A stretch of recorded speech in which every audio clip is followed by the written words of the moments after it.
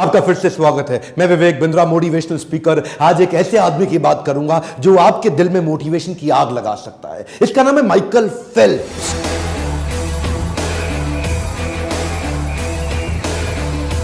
शायद आपने ज्यादा ना सुना हो, पर आपको इतना बता दूं कि पृथ्वी के इतिहास में किसी भी गेम में, किसी भी साल में, किसी भी देश में, किसी भी प्रकार से इससे ज्यादा मेडल दुनिया में ना कोई जीत सका और आसानी से जीत भी नहीं पाएगा। 7 साल की छोटी उम्र से स्विमिंग सीखना शुरू किया, इतना फोकस्ड, इतना एब्जॉर्ब्ड कि 10 साल की उम्र तक नेशनल रिकॉर्ड तोड़ दिए। 12 साल की उम्र में अपनी कैटेगरी के अगले नेशनल रिकॉर्ड तोड़ दिए। 15 साल की उम्र में स्कूल में रहते रहते पहला बच्चा बना अमेरिका के अंदर जो ओलंपिक्स तक पहुंच गया। उसके बाद जब तक ये स्कूल में था ना, तब तक अभी लाइसेंस नहीं मिला इसको ड्राइविंग का, लेकिन दुनिया के सारे रिकॉर्ड तोड़ दिए। और जब तक कॉलेज की उम्र में आया, अपने रिकॉर्ड पिछले फिर से तोड़ दिए। देखते ही देखते इस लड़के ने 4 ओलंपिक्स में 28 मेडल जीते। एक हमारा देश भी है ना, प्यारा भारत देश, इसने 24 ओलंपिक्स में 28 मेडल जीते। 1985 में बाल्टीमोर अमेरिका में इसका जन्म हुआ। 2004, 8, 12 और 16 चारों ओलंपिक्स में सबसे ज्यादा मेडल जीतने वाला पृथ्वी में एक ही इंसान बना। आज तक के इतिहास में इसको बोला जाता है most decorated Olympian in the planet earth. Decorated Olympian को जरा मैं हिंदी में अपने देश में समझा देता हूं। मैं डेकोरेटेड ओलंपियन का मतलब आभूषित, आभूषणों से सुसज्जित, आभूषित, डेकोरेटेड। और कौन से आभूषण? गोल्ड मेडल के आभूषण। इतने गोल्ड मेडल एक इंसान एक ही गेम में कभी दुनिया में नहीं ले सका। 2004 से 8 के बीच में वो 4 साल जो उसने चाइना में बेजिंग ओलंपिक के लिए प्रैक्टिस करी थी, उस प्रैक्टिस को देख के दुनिया इसको पागल कहती थी। एक्चुअली 1972 में, कई साल पहले, मार्क स्पिट्ज ने एक वर्ल्ड रिकॉर्ड बनाया था। स्विमिंग के अंदर एक ही बार में 7 गोल्ड मेडल जीत गया था। स्विमिंग, हर प्रकार के स्विमिंग के फॉर्मेट में 7 गोल्ड मेडल एक साल में, एक ओलंपिक में एक आदमी के द्वारा जीते जाना। उसके बाद वो सबने मान लिया कि अब इस रिकॉर्ड को कभी नहीं तोड़ा जा सकता, लेकिन इसने अनाउंस कर दिया मैं तोड़ूंगा। और वो उसके लिए मार्क स्पिट्ज 4 साल तक 8 घंटा रोज ट्रेनिंग करते थे। ये 4 साल तक 12 घंटा रोज ट्रेनिंग करते थे। 100 किलोमीटर हर हफ्ते, 15 किलोमीटर पर डे, और 100 मीटर 50 सेकंड के अंदर कर लेना। छोटी उम्र से ही बाउंड्री लेस थिंकिंग, ढक्कन तो था नहीं सर पे, इतना बाउंड्री लेस थिंकिंग कि सारे रिकॉर्ड्स ढूंढता था। स्विमिंग में जितने भी प्रकार के रिकॉर्ड्स बने हैं उनको सामने पेपर पे लाता था, प्लान करता था और उस रिकॉर्ड को तैयारी के साथ तोड़ देता था। उस रिकॉर्ड को तोड़ने के बाद जो नया रिकॉर्ड बनाता उसको फिर से तोड़ देता था, और उसके बाद जो नया रिकॉर्ड बनाता उसको फिर से तोड़ देता था। अपने रिकॉर्ड बना के अपने ही रिकॉर्ड को तोड़ तोड़ के इतने रिकॉर्ड बना लिए कि यह भी एक रिकॉर्ड बन गया कि इतने रिकॉर्ड कोई कैसे बना सकता है। केवल इसके रिकॉर्ड्स बताना इस वीडियो के अंदर मेरा मकसद नहीं है। मैं तो मेरे प्यारे देशवासियों को तैयार कराना चाहता हूं कि वो कैसे ऐसी विचारधारा ला सके, वो कैसे ऐसा थॉट प्रोसेस, ऐसा एटीट्यूड, बर्निंग डिजायर क्रिएट कर सके। इतना आसान नहीं था इसका जीवन। जो उसका बचपन था बहुत संघर्षपूर्ण बीता।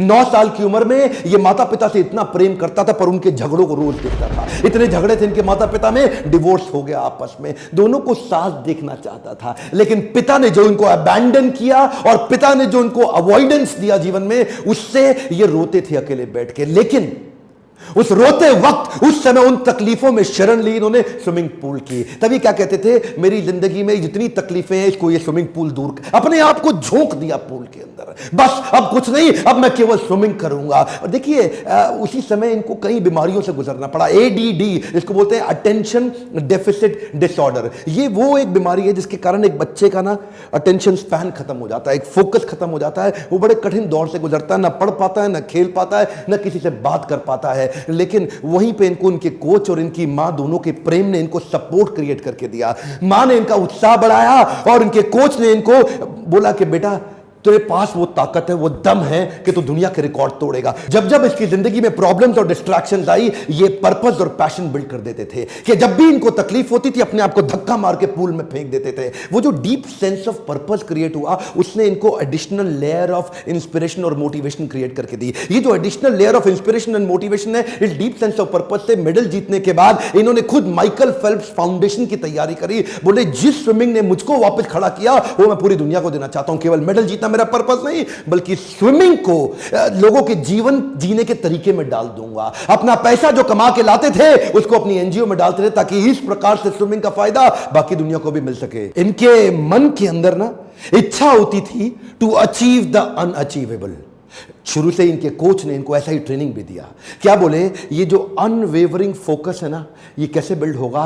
कान के अंदर हेलमेट में ईयरफोन लगा के सामने गॉगल्स पे ना लेफ्ट देखना है ना राइट देखना है, अपनी लेन के अंदर अनवेवरिंग फोकस, ना इधर ना इधर, सामने इनके। अच्छा, तब इन्होंने अनाउंस कर दिया कि मैं मार्क स्पिच का रिकॉर्ड तोड़ूं। इसके कॉम्पिटिटर इयान थॉर्प ने इसका बहुत मजाक उड़ाया एक्चुअली, क्योंकि एक साल के अंदर 7 गोल्ड मेडल से ज्यादा एक ही बार में जीत जाना ये वास्तव में चुनौतीपूर्ण तो था, लगता था असंभव है, और मजाक भी इनका बहुत उड़ाया। लेकिन इन्होंने क्या किया, the negative annotation by competition will become his motivation. ये क्या कहते थे, तुम मेरी जितनी बेइज्जती कर रहे हो वो मुझे फ्यूल अप कर रहा है, वो मेरे लिए पेट्रोल की तरह, एक फ्यूल की तरह काम कर रहा है मेरी एनर्जी को बढ़ाने के लिए। ये अपने आप को ना ऑटो सजेशन देते थे, आत्म सुझाव, let's get ready for unachievable, come on come on come on come on, let's get ready. ये हर बार अपने आप को सुझाव देते थे पॉजिटिव इंस्ट्रक्शन के, अनवेवरिंग माइंडसेट, हां let's get ready, come on come on come on come on, जोर से अपने आप को बोलते थे लेट्स गेट रेडी। 2004 में 6 मेडल तो जीत गया था,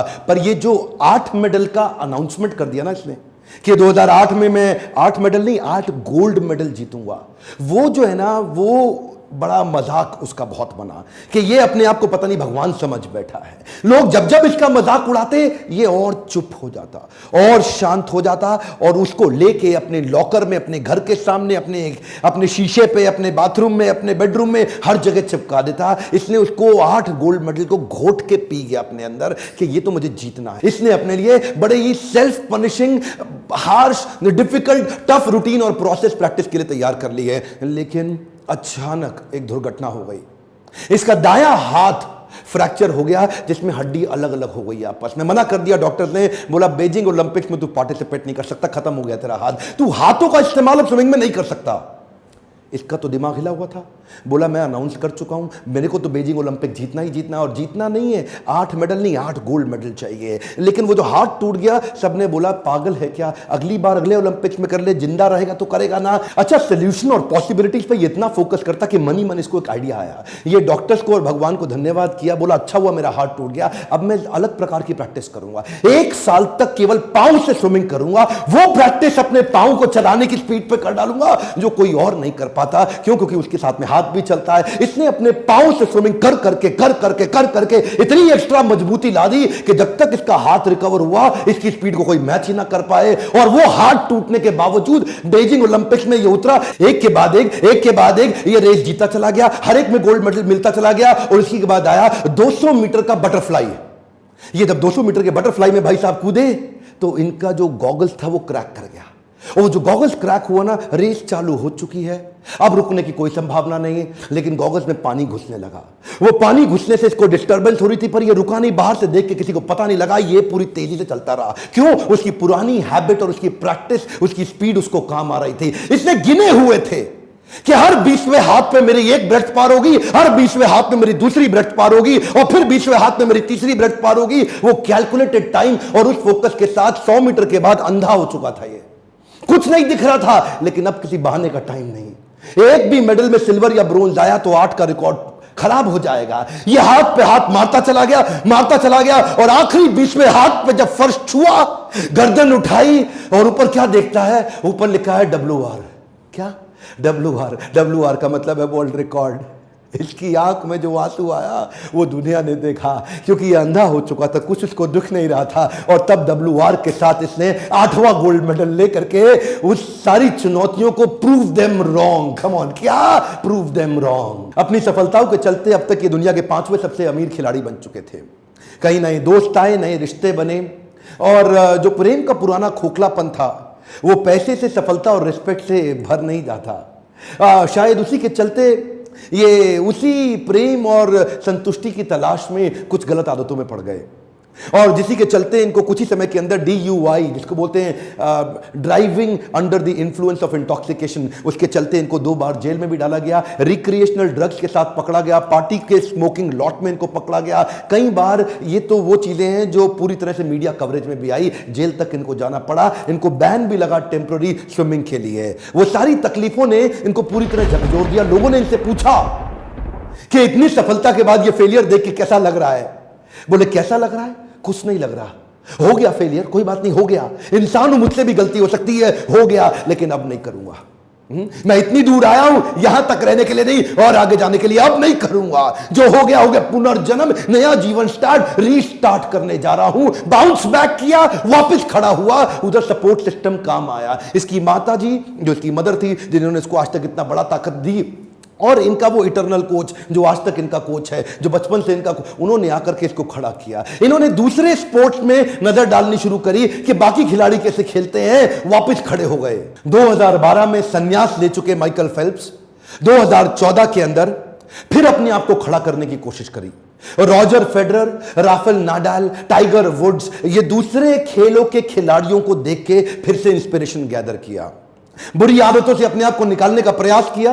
कृष्ण कहते हैं गीता के अंदर, भोग ऐश्वर्य प्रसक्ता नाम तया फृत चेतसाम व्यवसायत्मिका बुद्धि समाधो न विधीयते। जो आदमी भोग और ऐश्वर्य, भोग ऐश्वर्य प्रसक्ता नाम, भोगा इंजॉयमेंट और ऐश्वर्य मतलब पैसा, धन, धनाढ्य, जो भी आदमी भोग ऐश्वर्य प्रसक्ता नाम इन दोनों में अटैच होता चला जाएगा, उसके साथ क्या होगा, व्यवसायत्मिका बुद्धि, उसकी फोकस्ड इंटेलिजेंस, समाधो न विधीयते, वो समाधि में प्रवेश कर ही नहीं सकता। समाधि का मतलब क्या हुआ, अनवेवरिंग इंटेलिजेंस, वही इंटेलिजेंस जिसने इसको 2008 और 12 में सफलता दिलाई, वो इंटेलिजेंस गायब होती हुई दिखाई पड़ी। क्यों, भोग ऐश्वर्य प्रसक्ता नाम, दुनिया के 5वें सबसे अमीर खिलाड़ी बन चुके थे। भोगा और ऐश्वर्य ये आपको गोल से हमेशा दूर कर देगा। आपके लिए लेसन है, कम ऑन, आपसे बात कर रहा हूं, ध्यान दीजिए। भोग ऐश्वर्य प्रसक्ता नाम, जो भी आदमी पैसा आने के बाद भोगा और ऐश्वर्य में प्रवेश कर जाता है, समाधो न विधीयते, वो समाधि में प्रवेश नहीं कर सकता। डीप एब्जॉर्प्शन खत्म हो जाएगा, फोकस्ड इंटेलिजेंस खत्म हो जाएगी। भोग ऐश्वर्य से बाहर निकले और 2016 की तैयारी करी और दोबारा 5 गोल्ड मेडल के साथ फिर से बाउंस बैक किए। दुनिया भर में ये एक ही व्यक्ति ऐसा है जो 28 में 23 गोल्ड मेडल ले लिए, 28 मेडल ओलंपिक्स में, इनके अलावा किसी के पास नहीं है। एक आंकड़ा आपको देना चाहता हूं जो थोड़ा दुखी तो करेगा पर सीख, लर्निंग बहुत बड़ी देगा। पिछले लगभग 100 सालों के अंदर हमारा पूरा भारत मिलकर के 24 ओलंपिक्स में 57 खेलों को जोड़ के, समर ओलंपिक्स, विंटर ओलंपिक्स, 57 खेलों को जोड़ के पिछले 24 ओलंपिक्स के अंदर केवल 9 गोल्ड मेडल जीत सका। ये भाई साहब अकेले, एक हम पूरा देश नहीं, अकेले 4 ओलंपिक्स के अंदर 23 गोल्ड मेडल जीत गए। हमारा पूरा देश मिलके 9, ये अकेला 23 गोल्ड मेडल। इसमें और हमारे में एक कॉमन चीज है, वो क्या है, हमारे भी टोटल 28 मेडल है, इसके भी टोटल 28 मेडल हैं, लेकिन इसकी 28 मेडल में 23 गोल्ड हैं और हमारे 28 मेडल में केवल 9 गोल्ड हैं। ये पूरा देश मिलके इसकी एक आदमी की बराबरी नहीं कर पा रहा। आपको एक माइकल फेल्प्स का सारांश में मैसेज दे दूं, सैटरडे हो या संडे, हॉलीडे हो या बर्थडे, क्रिसमस डे हो या एनी डे, साल में 365 दिन और लीप ईयर में 366 दिन, 12 घंटे का ट्रेनिंग रोज करना है। 12 घंटे का ट्रेनिंग रोज करना है, कोई ऑप्शन नहीं है। और ऊपर से जो इनका कोच था ना, वो बड़ा अजीबोगरीब आदमी, उसने बड़ा कमाल कर दिया। उसने इनकी शब्दावली बदल दी, इनकी वोकैबुलरी बदल दी। इनकी वोकैबुलरी से एक वर्ड डिलीट कर दिया, वो है ना। नो वर्ड, ना वर्ड डिलीट ही कर दिया। बोला ये नहीं हो सकता, वो नहीं हो सकता, कुछ नहीं, ये हो सकता है, वो हो सकता है, सब कुछ। 365 दिन लगातार कंसिस्टेंट ट्रेनिंग, इसको बोलते हैं एक्सट्रीम डिसिप्लिन। 100 जगह पे 1 फुट गड्ढा खोदने से पानी नहीं मिलता, एक जगह पे 100 फुट गड्ढा खोदने से पानी निश्चित रूप से मिल जाता है। यही डिसिप्लिन हमारे देश को बिल्ड कराना है। इस वीडियो को एक रिक्वेस्ट कर रहा हूं, थोड़ा सा तो आपको भी करना पड़ेगा, उठा के आग की तरह फैला दो हर एक स्टूडेंट को, स्पोर्ट्समैन को और स्पोर्ट्स मिनिस्टर तक, और उस बच्चे को पहुंचा दो इस वीडियो जो आग लगा सके। अगली बार ओलंपिक्स में अगर यह वीडियो थोड़ा भी मदद कर सके तो देश का भविष्य बदलने में मेरा साथ दीजिएगा। लाइक करिए अगर आपको ऐसे वीडियो अच्छे लगते हैं, सब्सक्राइब करके बेल आइकॉन नहीं दबाया, अगला शक्तिशाली वीडियो आपसे छूट जाएगा। कमेंट बॉक्स में लिखिए अगला कौन सा वीडियो देखना चाहते हैं। मेरे साथ जुड़े रहने के लिए, हर बार वापस आके वीडियो देखने के लिए प्रेम से आपका धन्यवाद।